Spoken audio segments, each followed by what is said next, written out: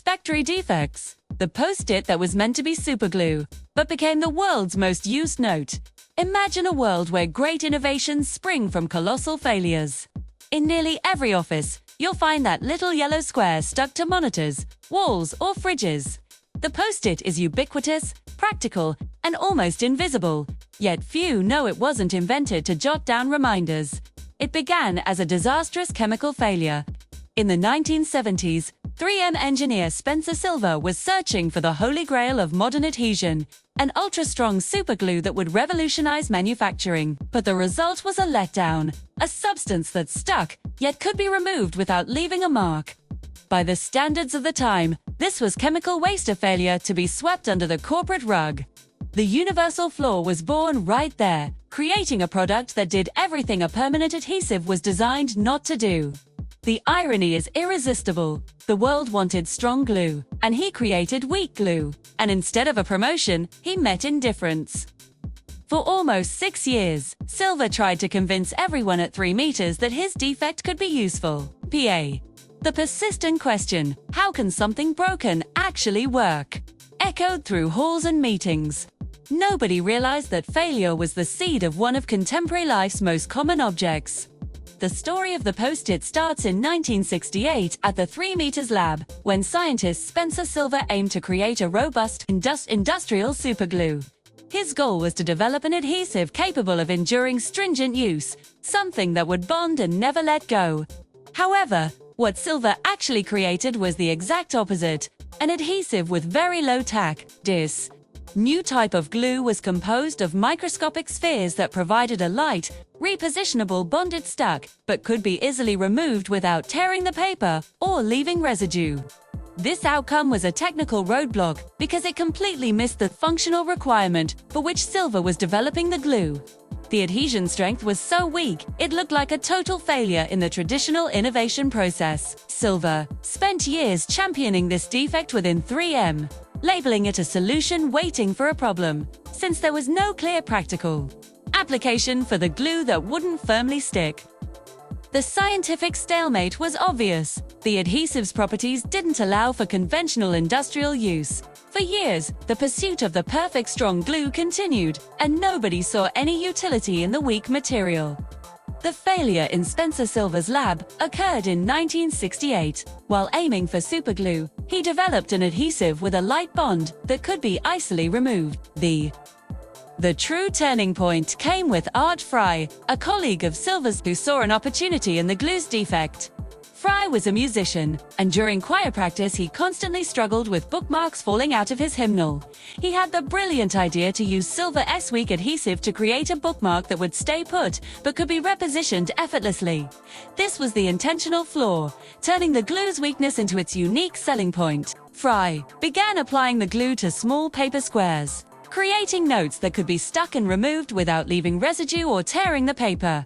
The initial product, dubbed Press and Peel, didn't instantly win over the public, but internally at 3M, the conviction that the defect was the solution began to grow. This decision to leverage a flaw as a disruptive advantage broke the traditional rules of the adhesive industry, which always sought maximum stickiness. Despite the brilliance of turning the weak glue into a repositionable note, the Post-it's path to success was riddled with internal doubt and resistance at 3M. The company's traditional corporate culture and marketing channels were skeptical about the commercial potential of this new product, viewing it as a mere novelty. The resistance stemmed from 2 main issues.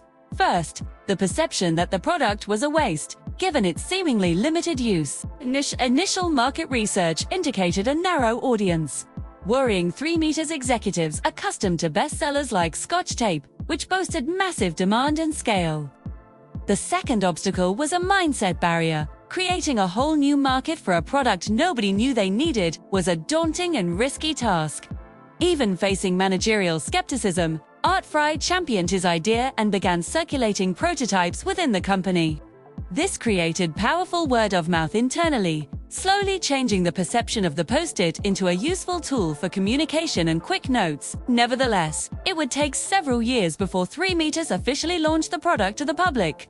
After years of doubt and resistance, the decisive moment for the Post-it arrived in 1977. when 3M conducted its first real market test in 4 US cities under the name Press N Peel. Initial sales were sluggish, and the product was pulled from the shelves. However, the team didn't give up. In 1979, 3M launched an aggressive campaign known as the Boise Blitz, which involved distributing free samples directly to offices in Boise, Idaho. This strategy was a tremendous success. Over 90% of users who received samples reported they would purchase the product. The resulting word of mouth was massive because the Post-it advertised itself when used to leave notes on documents. It piqued the curiosity of the recipients. Thus, the Post-it not only became a practical and functional note, but also a cultural phenomenon, used for organization and communication worldwide.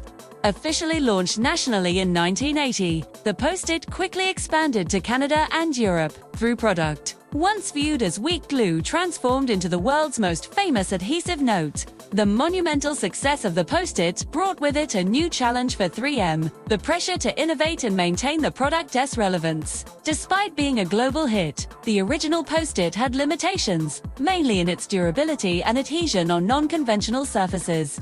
The initial glue, intentionally weak, didn't perform well in textured environments or on vertical materials. This consequence of success created a new demand, developing versions of the Post-it that could retain the original repositionable feature, but with enhanced stickiness and resistance.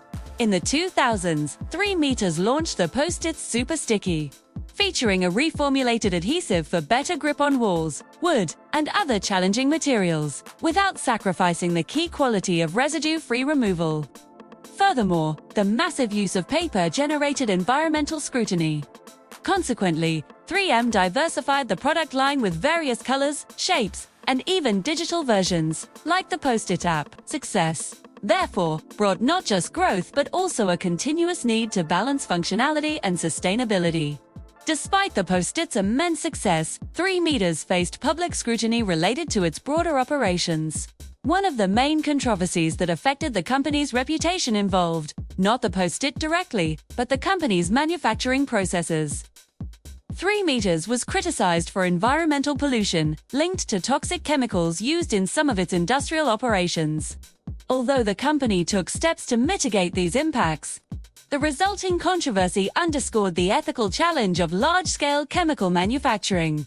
Additionally, criticisms about the durability and performance of the original Post-it persisted, leading to a temporary erosion of initial trust in some market segments. Complaints that notes didn't stick adequately on certain surfaces, or that the adhesive left residue over time, pressured 3M to rapidly seek solutions to uphold the brand's quality. This period highlighted the urgent need to correct the second factory defect of the Post-it, ensuring that its notes maintained convenience and versatility without compromising the core promise, especially during a period of global expansion and increased consumer awareness. Facing public criticism and technical complaints, 3M launched an intensive effort to refine the Post-it without sacrificing its unique traits. The elegant remedy arrived with the development of the Post-it Super Sticky, a version featuring an improved adhesive that maintained the repositionable nature but offered significantly greater adherence. This innovation not only solved the technical issues of the original adhesive, but also preserved the essence that made the Post-it so valuable: the ease of sticking, detaching, and reusing countless times without damage or residue. With this advanced formula, the Post-it expanded its utility to new industrial, educational, and domestic applications, cementing its status as an indispensable communication tool. Furthermore, innovation continued with the launch of variants like the Post-it Extreme Notes, resistant to water and harsh conditions, and digital versions that integrated the physical and virtual realms. The elegant remedy was, therefore, a comprehensive set of solutions that renewed the product, confronted its flaws, and ensured the brand's longevity and enduring invention. The Post-it is more than an adhesive note. It's a powerful symbol of the value of failure and disruptive innovation. It teaches us that a defect, when viewed from a different perspective, can become the most revolutionary solution. Spencer, Silver and Art. Fry demonstrated that persistence in the face of what seemed like an error can open doors to inventions that profoundly change daily life. The philosophical legacy of the invention is also embedded in 3M's culture, which fostered unconventional ideas through its permitted bootlegging policy. Policy encourages employees to dedicate up to 15% of their work time to personal projects, even if they aren't directly linked to the company's main function. This protected space for experimentation and creativity, free from the fear of failure, is one of the main engines of innovation within 3M. By valuing error as an opportunity and granting employees autonomy to explore ideas, 3M created an environment where the unexpected transforms into colossal success.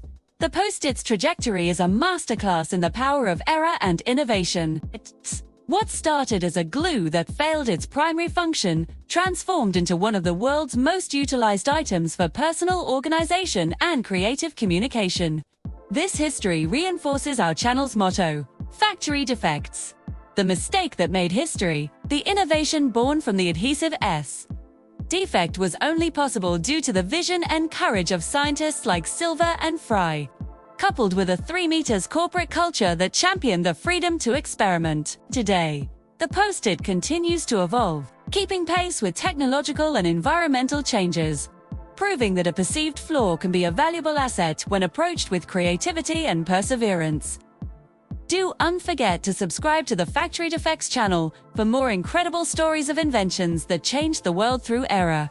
Leave a like, share, and tell us in the comments which factory defect you think deserves attention and reinvention. Next on Factory Defects, the chip that overheated and created flash memory.